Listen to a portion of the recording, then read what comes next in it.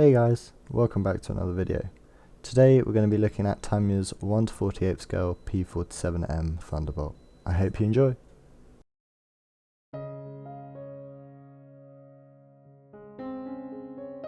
So before I get onto any building, I just thought I'd show you some of the quality of the plastic that came in this kit. It was just as you would expect of a Tamiya kit, clean, precise and no flash.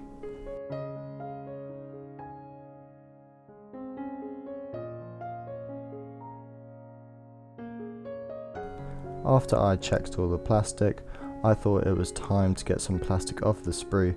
I did this by using my sprue cutters. In addition, I like to use my scalpel blades to clean up any sprue nubs. I thought I'd have a go at some ultra detailing here, so by using a micro drill bit I drilled out any holes in the rudder pedals. This simulated a more accurate representation of what they look like in real life. Here you can see me just dabbing on some cement onto the drilled out bits. This is to pretty much melt any imperfections. After my detailing was done, this was then slotted into the back of the instrument panel. And here you can see the final result. I was very happy with the first attempt at this. Here you can see that Tamiya really did pay attention to detail in this kit, as the sidewalls are brilliant out of the box.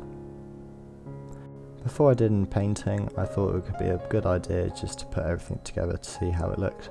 I think it looks really busy and really good. Be sure to pay attention to the instructions when fitting the headrest of this kit, as different markings require a different shape of headrest. Very interesting. Make sure you have a good pair of tweezers for when you're fitting the little dials and knobs to the sidewalls. So after I assembled everything, it was all given a couple of coats of interior green. When spraying with this Tamiya acrylic, I like to do lots of thin little coats. This builds up a very resilient layer to any weathering that I am going to do in further stages. So after I'd picked out what I wanted with the green colour, I moved on to picking out some details and also the control panel with black.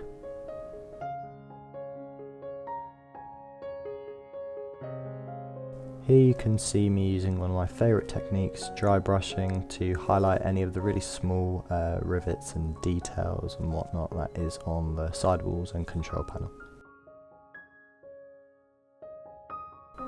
I then went on to try and do a little bit of a chipping technique on the pilot's chair, as I'd seen many reference images with it.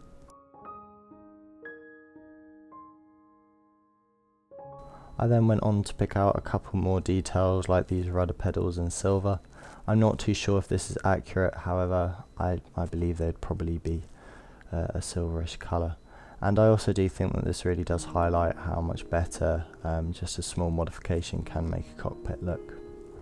Continuing on with picking out details, I then got my red and I picked out these switches on the control panel. Before doing any detailing, I do like to have a quick scan over any reference images. However, I'm not a modeller who likes to go for insane detail or insane accuracy when it comes to any of the switches.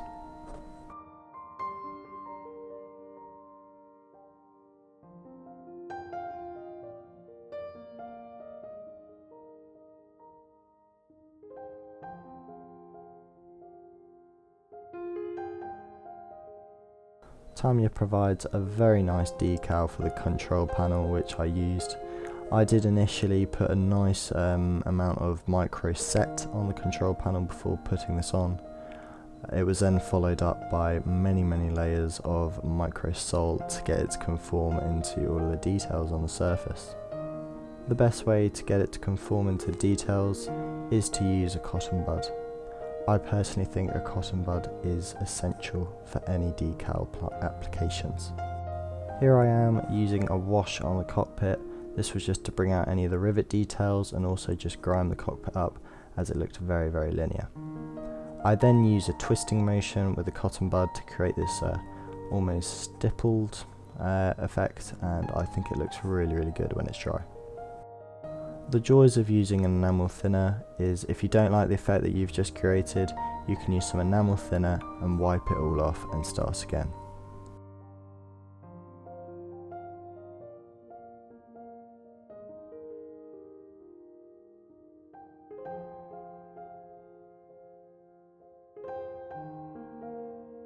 Here was the finished effect. It just gives some tonal variation and casts some shadows. The gun sight was then mounted to the back of the control panel.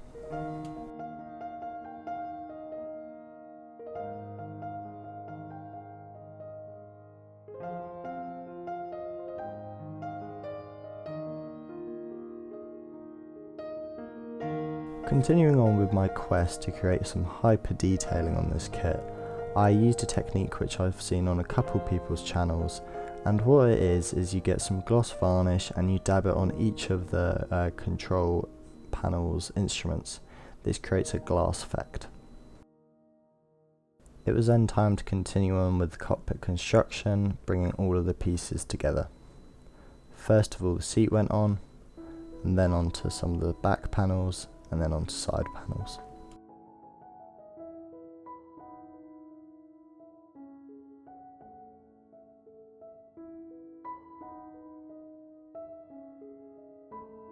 Credit where credit is due, all of these pieces almost snapped into place.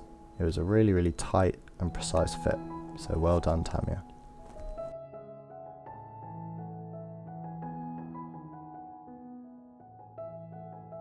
Before putting any glue down, it's always a good habit to scrape away any paint that might be there.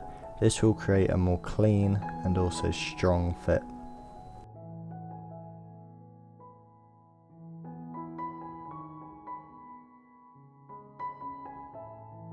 So here you can really start to see the cockpit tub take shape. There was only a couple more things to be added here, but it already looked brilliant. Now I went on to putting the control panel into place. It slid into place with a really nice mechanism and there was no issues here. This really brought the whole cockpit together and made it look incredible.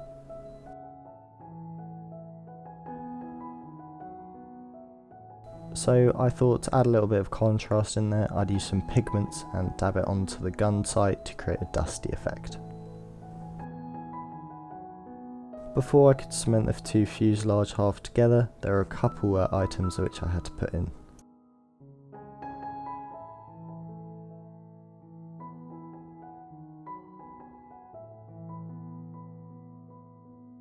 I then went on to assemble the two wing spars together. Tamiya uses quite a cool technique here, where this wing spar also acts as a part of the gear bay.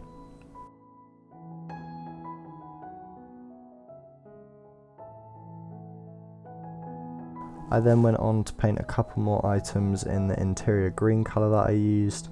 Here you can see the back wall of the engine. I'm not too sure what this is particularly called, but all I know is that I had to paint this, the gear bay, and also some of the landing gear panels, I guess that's the right word, in the same interior green. Once again, in very light coats.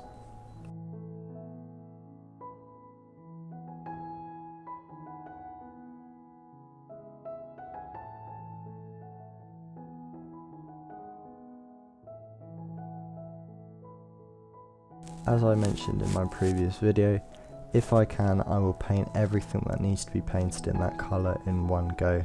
It just reduces the amount of time that I need to spend cleaning the airbrush, and that time could be spent making the actual model kit. I did then go on to keep on spraying this colour into the cowling. I do like how the cowling in this kit is moulded in one piece, so that reduces the need to have a seam line. Here I'm seeing using the same wash technique as I used on the cockpit, just painted on and then dabbed off with a cotton bud.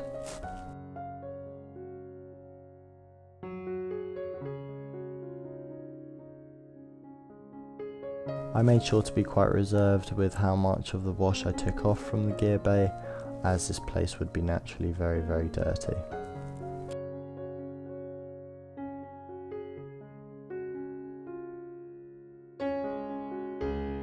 As I mentioned previously, there were quite a few different items which had to be fitted to each of the fuselage halves. Here is some of the exhaust vents out of the engine.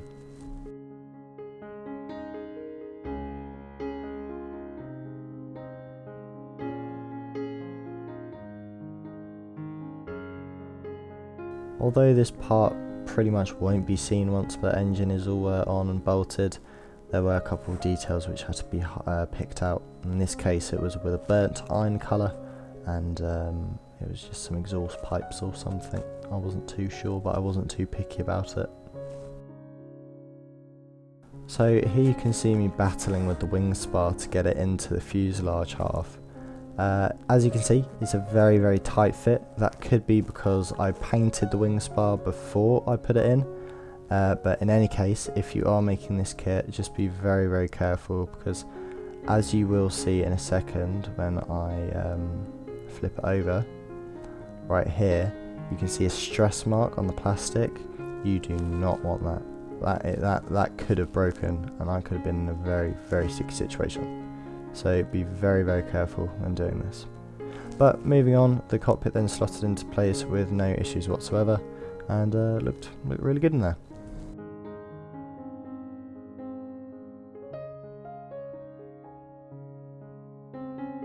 So whilst I'm slotting the firewall into place for the engine, I might as well talk about what glue I'm using. So I'm using Tamiya's extra fast setting cement.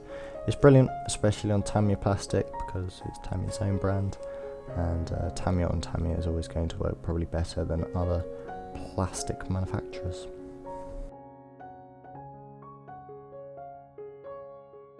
I then went to work on getting the fuselage halves together. Once again, I had the same sort of issue. I mean, look how tight it is trying to get that wing spar to fold through. Luckily, it didn't fall. Nothing fell off or pinged off, so we lived to fight another day with this model. So as you can see from this clip, the fit was good. It just required a little bit of pressure to get it to set properly without any huge gaps. But that was all sorted with a little bit of masking tape and a couple of clamps, so no real issues there.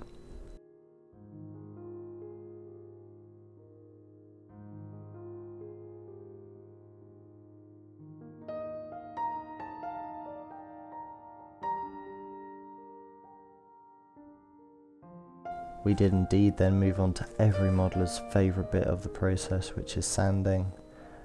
Sanding didn't take a huge amount of time on this kit, but you know, you do still have to spend a fair amount of time smoothing any seam lines out and doing a little bit of filling, a little bit of rescribing, as you'll see in a second. But generally the workload was not too much.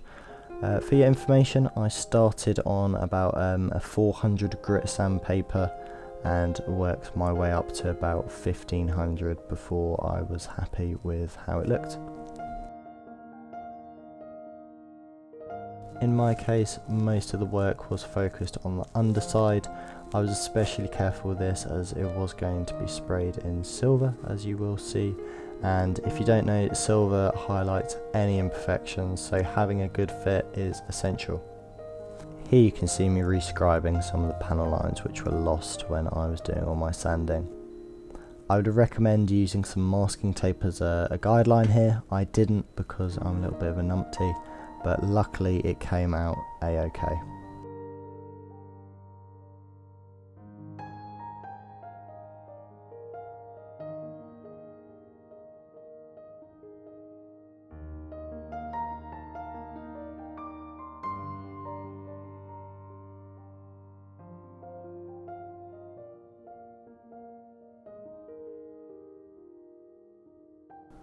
Moving on, I then went on to assembling the tail section of the P47. This followed everything which I'd done so far, no issues, nothing really needed to be sorted out. Of course, a little bit of sanding with the seam work, but then that slotted into place on the aircraft without any issues whatsoever.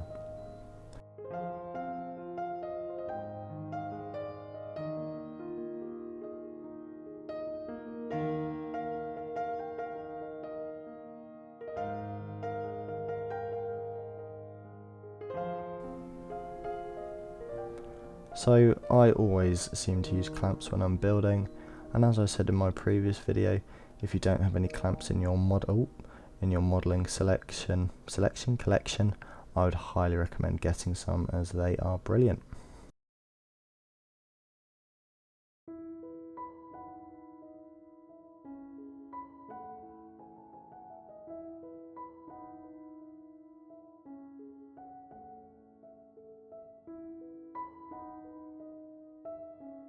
So moving on to the engine, as the theme of this build is sort of how much detail can I do, I thought I'd try out some techniques which I've seen from scale modelers, the likes of Plasmo and all of those brilliant scale modelers.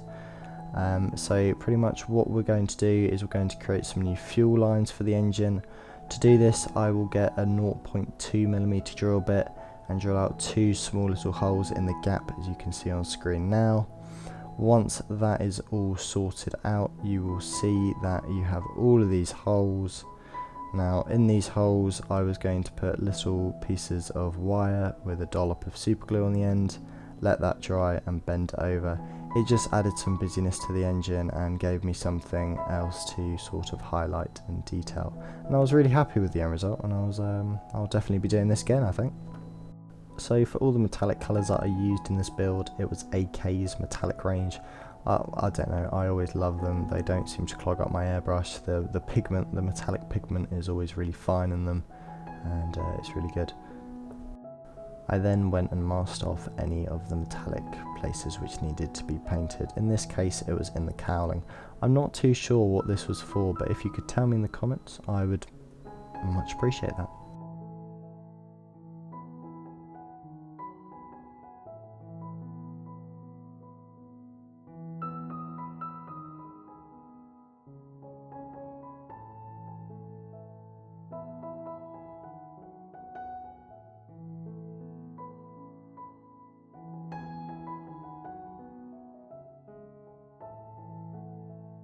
With everything metal or metallically painted, it was time to mount the engine to this backboard. After that was done, I then used some buff paint to highlight the fuel lines. I'm sure you could probably use different colour for this, however I thought buff wasn't too pronounced, and I think it fit quite well.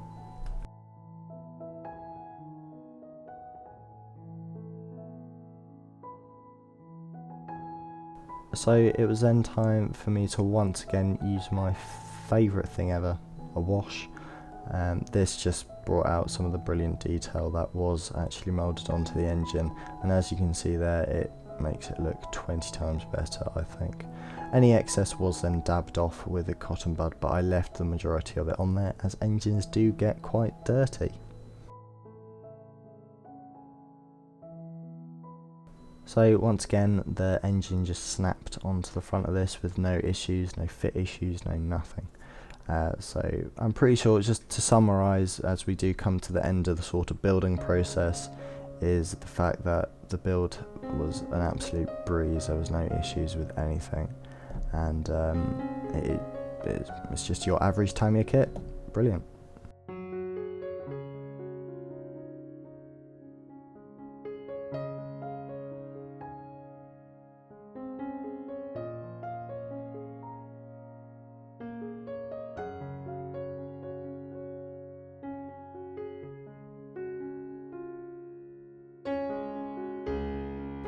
So here I was just getting ready to put the air intake onto the front of the cowling.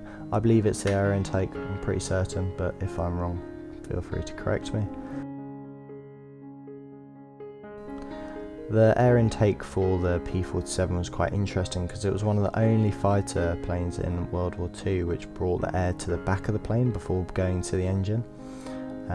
There's a brilliant video on Simply Engineering which explains it fully, which I can highly recommend.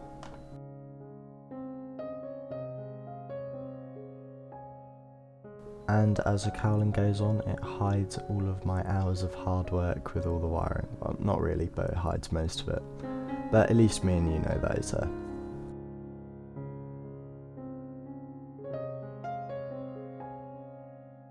I then went on to sorting out the horizontal stabilisers. These snapped into place, no issues whatsoever. And interestingly, they were moulded out of one piece of plastic, which is definitely a change. But worked brilliantly nonetheless. Was a bit different for the rudder, as this was moulded in 2 pieces, but the second piece was only down at the bottom, and once again fit in, move there, no issues whatsoever. That also did click into the back. However, now looking back at this, I probably should have left that off, and it was going to be painted sky blue in the scheme that I was using, and it would have been much easier to have left it off. Here you can see me drilling out a couple of the holes. The holes which I'm drilling out now I shouldn't have been drilling out.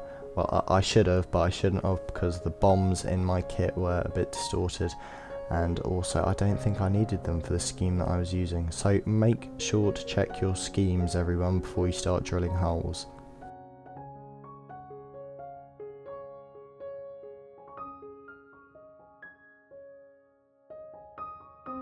So this piece just snaps into place. I'm not too sure why it was moulded as a separate piece. Maybe it was because of a different variant that you needed to use. Same here, I'm not too sure why that came in a different piece of moulding. I assume that it's because different variants of the P47 had different panels there. So it was very impressive to see that the guns went into the wing with no issue whatsoever, like seamlessly, pun intended, just slipped into the wing. Speaking of seamlessly, the wings just snapped into place on this thing. It was absolutely brilliant. I mean, look at that, no seam whatsoever, breathtaking. I opted to have the exhaust open on my P47. And here was the finished product. It was, well, not finished, but the main construction all completed, and we were now ready to get some paint down. But before any paint, I thought I would share a quick tip with you. When cutting off any of your gear bay doors which are going to be painted, I like to fold over a bit of masking tape and then have masking tape underneath it, write down what part it is so I don't get all muddled up. There you go, there's your little tip. I've given you that one for free, so now you have to watch the rest of the video. When it comes to primers, I've always used MIG's one-shot primer. I think it's brilliant. The only thing I would say about it is it does not do well when you're putting it down in thick layers. So try and do quite thin layers, although it does kind of defeat the name one-shot. You should only be doing one layer. I found that if you do probably more like 2 layers, it is a little bit smoother of a finish. So in case you're wondering what on earth is in the gear bay, that is pretty much just sponges. The sponges prevent any overspray from getting into the gear bay and ruining all of my hard work. Maybe not brilliant work, but hard work on the gear bay. So that is what is happening there. So once we're all primed up, it was time for the first colour. We were using just a silver colour for the underside. I'm not using any pre-shading here on this build, as I just wanted it to be a nice plain solid build. If you want to see any pre-shading techniques, be sure to check out my previous video. You might be wondering, why am I spraying silver onto a couple of the other areas which shouldn't be silver? This was me getting ready to do my first ever chipping technique.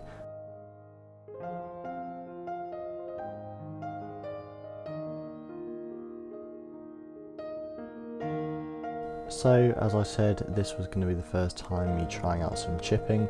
To do this I used AK's heavy chipping fluid. This was sprayed on 2 thin coats onto the areas where I wanted to be chipped. And then once that was dry, I went about painting the model as usual. As you can see from the video, I might have over-thinned my paint a little bit too much. This was because I was transferring between Tamiya and Mr. Hobby paints, and I don't know if it is just me, but I find that you need 2 very different amounts of thinner ratio with these paints. So I think I might have just overdone it a tad. This didn't really affect me too much, as it just meant I had to do a couple more layers and just spend a little bit more time on it. You'll see in the video that I didn't use any masking tape to do the camouflage here. It was all free-handed. It was all going quite well until afterwards I realised that I hadn't thinned my Tamiya paint enough this time, so it created a little bit of a spurted effect, and it meant to not as crisp and clean lines.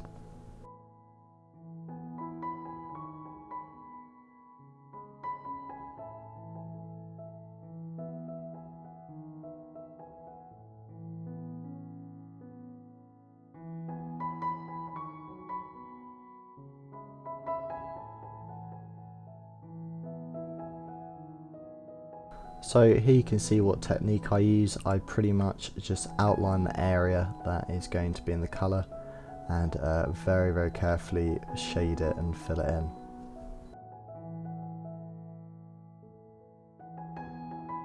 I had a lot of fun mucking around with this camouflage, as it isn't your traditional sort of camouflage that you'd see in World War II. It has some very striking colours and it gave a very pleasing result.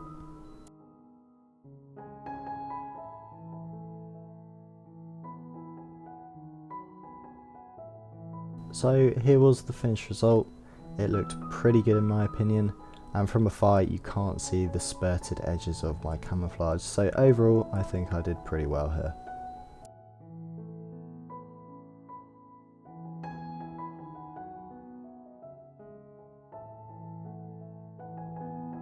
Moving on to revealing all of the hard work that I did earlier. To activate the chipping fluid, you first of all put warm water onto the area, and then you get a toothpick and very gently scrape away the paint. This gives a very authentic chipping effect. Whenever doing some chipping, I quickly learned that it was a good idea to have a reference image nearby. The reason for this is so I didn't create any unrealistic chips, and that the placement of the chips were accurate. And here was the final effect. For a first attempt, I was very happy with how this looked, and I will definitely be doing it again.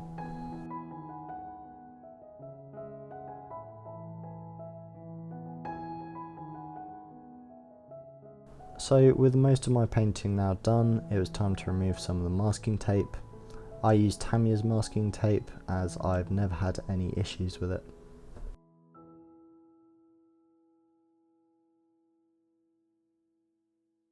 But as some masking tape came off, some masking tape also had to go on.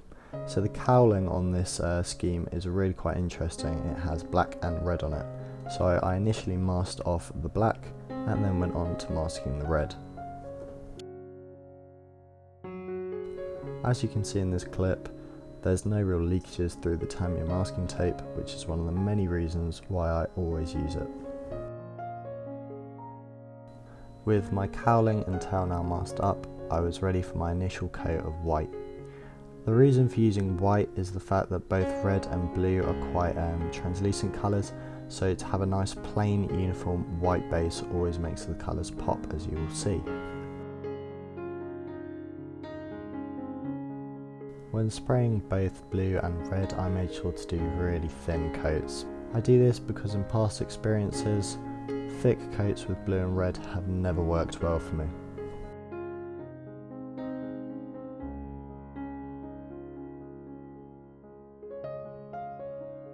So here you can see the importance of doing multiple coats of red, as initially it looked quite pinky, but now it looks more like the fiery red that I was looking for. The only issue with doing lots of coats when masking is the fact that it does allow some paint to seep through even some of the best masking tape like Tamiya.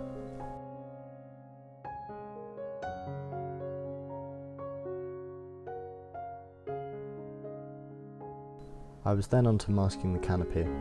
I use the exact same technique as I did in my last video, so if you want an in-depth explanation of what I'm doing here, be sure to check out my last video, which was Airfix's 1:48 scale Hawk Hunter F6.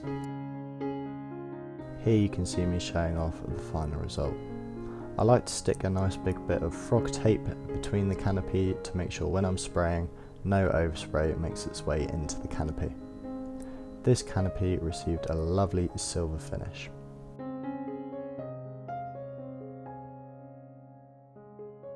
Once I was happy with the silver colour and it was all dry, it was time to put it onto the canopy. To do this, I like to use PVA glue as it prevents any fogging of the plastic.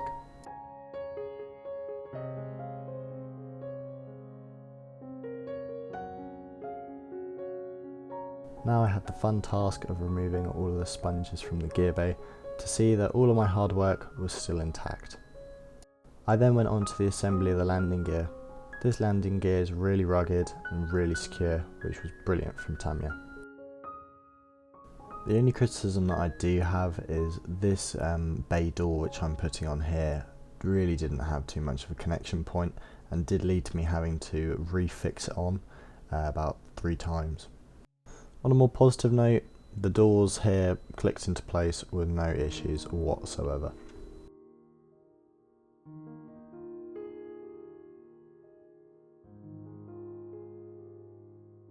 So here you can see the brilliant job that they did to create a really secure fixing point for the gear. Had no wiggle room, no movement whatsoever.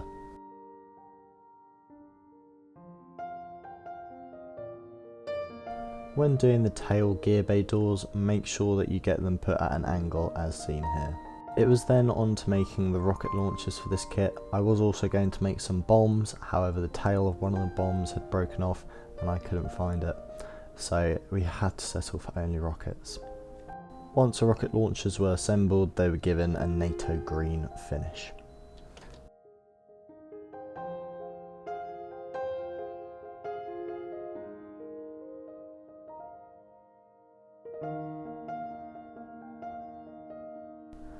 To create a mask for the tyres of the kit, I literally just use the exact same technique as I use for masking off the canopies. That is laying down a piece of masking tape, then tracing over with a cocktail stick and cutting it very carefully out. The rocket launchers then snapped into place without the need of any glue, which was brilliant. My word of advice is to be quite careful when pushing these in, as the pins are really quite narrow and I'm sure would easily break off if you put too much pressure. I then went on to mask off all the tips, which were going to be yellow, for the prop.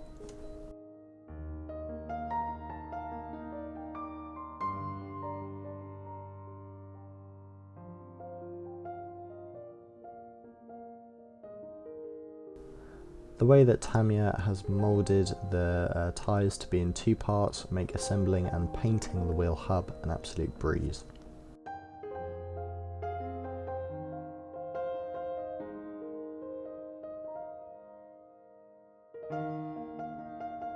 These then snap onto the landing gear without any issues whatsoever. I did however forget to sand a flat spot into the gear, which would have given the effect that weight is on the tyre.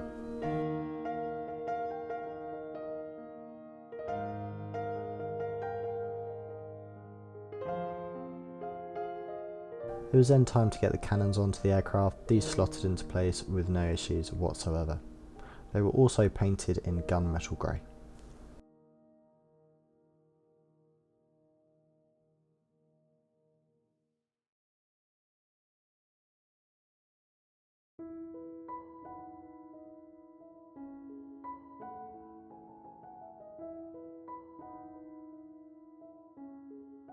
I did make a small mistake here and forgot to base the prop with white before I painted the yellow. As you can see, this didn't give me a very vibrant finish.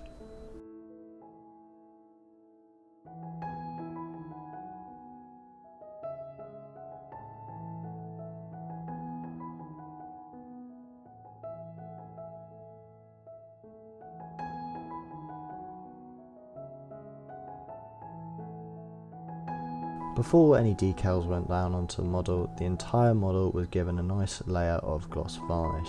This is to protect the model and also to give it a uniform finish. Before I put any decals down, there was a layer of micro set and then a layer of micro sol after the decal was down. It's always a good idea to have a cotton swab with you to push out any bubbles and make sure that the decal conforms to the model.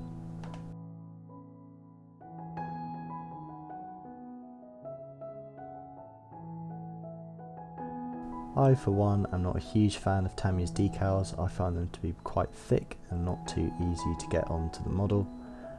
You will see a couple of issues that I ran into in a second.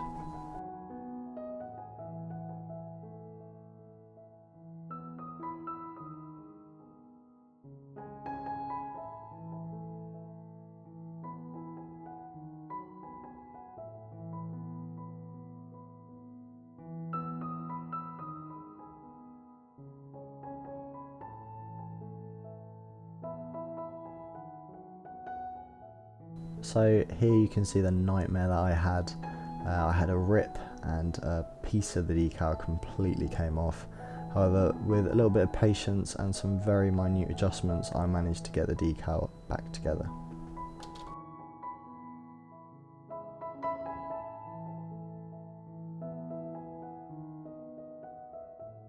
I made sure to be very careful when putting the decals onto the prop, as they all had to be facing the same direction. After the decals had dried, I thought it was time to make the prop look a little bit more interesting. I did this by dry brushing some silver onto the prop to simulate a little bit of chipping, and then by using some pigments I wanted to make the prop look a little bit more dusty. I think this worked really well.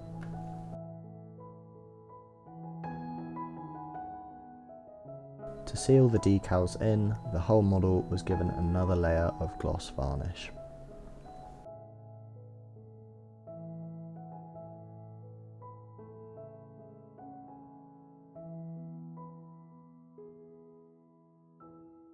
The final stage was to remove the masks from the canopy. I'd like to thank you for watching the video, and I hope to see you in the next one. See you soon, and enjoy the final photos.